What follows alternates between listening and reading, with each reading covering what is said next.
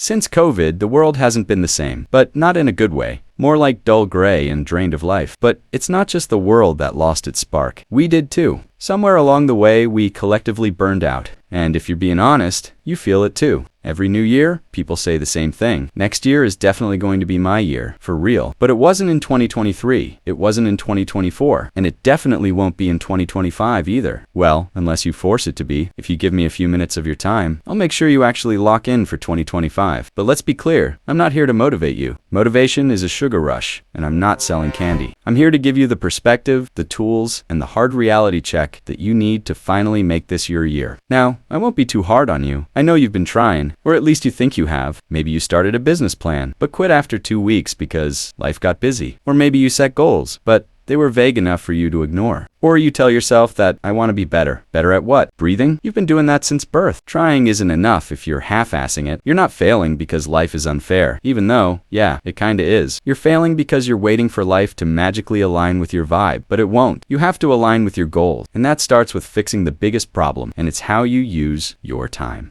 You're probably telling yourself all of the time that I don't have time. That's funny, considering you had time to scroll TikTok for 3 hours. You had time to rewatch the same show for the 4th time because it's cinema. You even had time to lie in bed staring at the ceiling, thinking about how little time you have. Did you see it? You have plenty of time. You're just bad at using it. Let's do some math. You get 24 hours in a day. Sleep takes 8 hours. If you're lucky, work or school, another 8 hours. And spend 2 hours eating and existing. That still leaves 6 hours. Now, tell me, what are you doing with them? If you can't answer without stuttering, you've found the problem. See, we live in an era where you can learn literally anything for free. Want to start a business? There are tutorials, templates, and even AI tools that hold your hand through the process. Want to get fit? There are apps, YouTube channels, and entire communities to keep you accountable. Want to learn a skill? Platforms like Coursera, Skillshare, or even TikTok if you follow the right creators have you covered. So, why are you using your phone to scroll mindlessly instead of using it to level up? Why are you consuming content instead of taking action? Technology isn't the enemy. You are your own enemy. Your phone is a tool, but if you treat it like a toy, it'll treat you like a joke. But even the best tools are useless without a system. Saying, I want to save money is cute, but what's your actual plan? Are you tracking expenses, automating savings, or are you just hoping your bank account magically surprises you like a pop quiz on Monday? The same applies to fitness, learning, relationships, everything. Goals are useless without systems. Systems are what make you show up on the days you don't feel like it. They're the routines that actually get results. The meal preps, the study schedules, the workout plans, they separate the people who achieve from the people who just talk about achieving. And while we're at it, let's talk about the grind and why you should embrace it. Most of what leads to success isn't exciting. It's boring. It's repetitive. It's waking up early to work out when you'd rather sleep. It's saying no to plans so you can study. It's putting in effort when no one is clapping for you. The grind isn't supposed to be fun. It's supposed to be necessary. The sooner you stop expecting every step to feel good,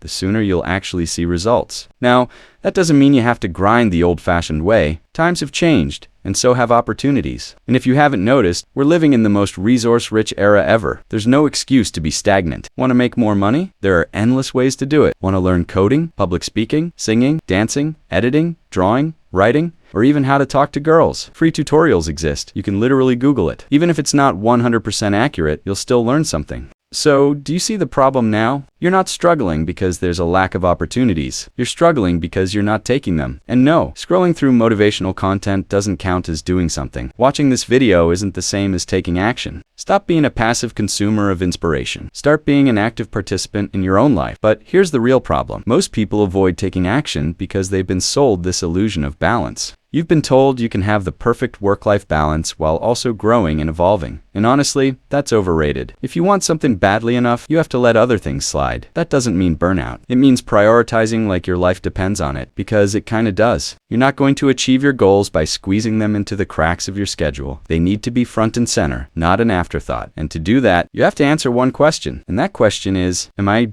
actually trying? Because it's easy to say you're trying, but are you really? Or are you just dabbling? There's a difference between effort and consistent effort. One gets you short-term results. The other transforms your life. Be honest with yourself. If you're not where you want to be, is it because the world is against you? Or is it because you're not fully locked in? Are you struggling because you're the lamest? Or are you the lamest because you're struggling? You can't half commit and expect full results. I'm not saying this as someone who has it all figured out. I don't. But I can say with full confidence that I'm the best version of myself that I've ever been. again. And that's because I stopped waiting for life to hand me success and started forcing it. I'm not here to hype you up because, let's be real, whether you've got this or not is entirely on you. But what I can say is that if you decide to lock in, really lock in, 2025 won't be another year of saying, next year will be my year. It'll be the year you finally say, this year is mine. The world won't fix itself for you. It's still gray. It's still dull. But you're smart, you're strong, you're adaptable, and most importantly, you're a cutie pie. So fix yourself, and maybe, just maybe, everything else will start getting some color back too. But listen, none of this matters if you don't start. Not tomorrow, and definitely not next week. But